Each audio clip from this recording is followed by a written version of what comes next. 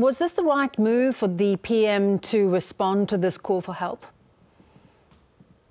Yes, I don't think really we had, our government had any choice once the request came from the Solomon Islands government. I think given the investment that we had put into Solomon Islands over very many years, and indeed then the bilateral security treaty that we struck with Solomon Islands just after the end of Ramsay in 2017. So I think it was certainly the right thing to have done, but it was really the only choice, I think. Was that treaty did that give Australia the right to sort of respond? Some people might say we're interfering in a sovereign nation's business. It was the right to interfere, but it said that Australia could assist Solomon Islands in a security situation at the request. So both governments needed to agree, and the request needed to be initiated by Solomon Islands. But the benefit of the treaty is that it really clears away all the preliminary legal requirements that would have to be gone through if we were doing this from scratch. So all that's already been sorted out in advance.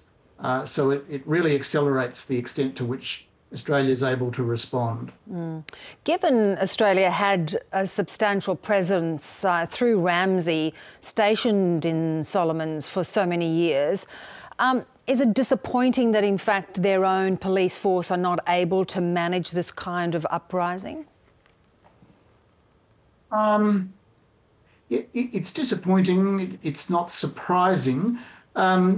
Having said that, I suspect when the accounting's done, it may well be found that the Solomon Islands police force didn't necessarily do a bad job. I guess they just were overwhelmed over the last couple of days. But I don't think there's any doubt that it's a much more professional force than it's been at any time over the last 20 years. But it's a force that needs a bit of assistance, a bit of reinforcement.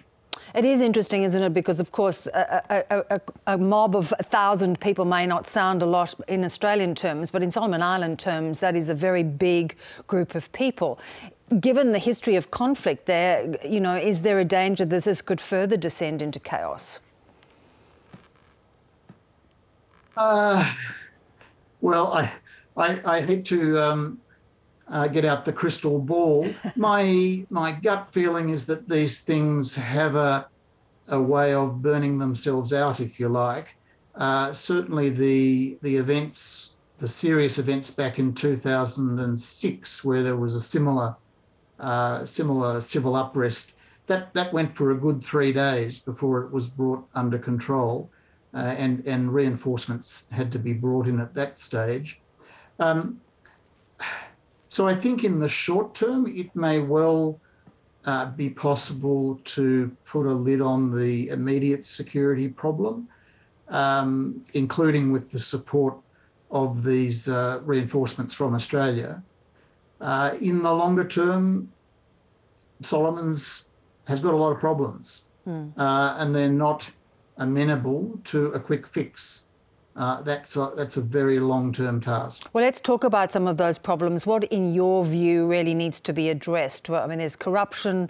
We saw Chinese businesses targeted because China has sort of been weighing in there and forcing the government to switch allegiance to China over Taiwan.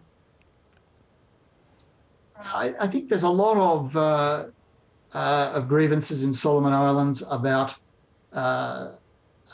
perceptions of very uneven development, that certain parts of the country, certain social groups have access to development funding and other areas don't.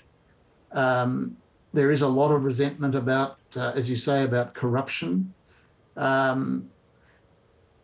Really, the Solomon Islands economy just it's not big enough and it's not vibrant enough to give opportunities to the population, to a rapidly rising population of young people.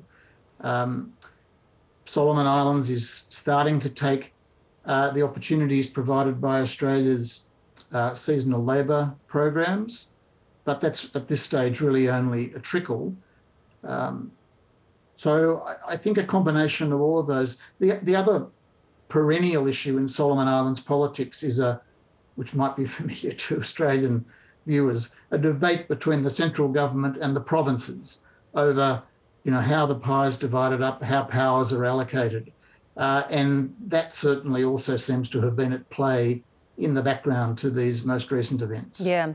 The protesters have been calling for the Prime Minister's resignation. Is he vulnerable at all?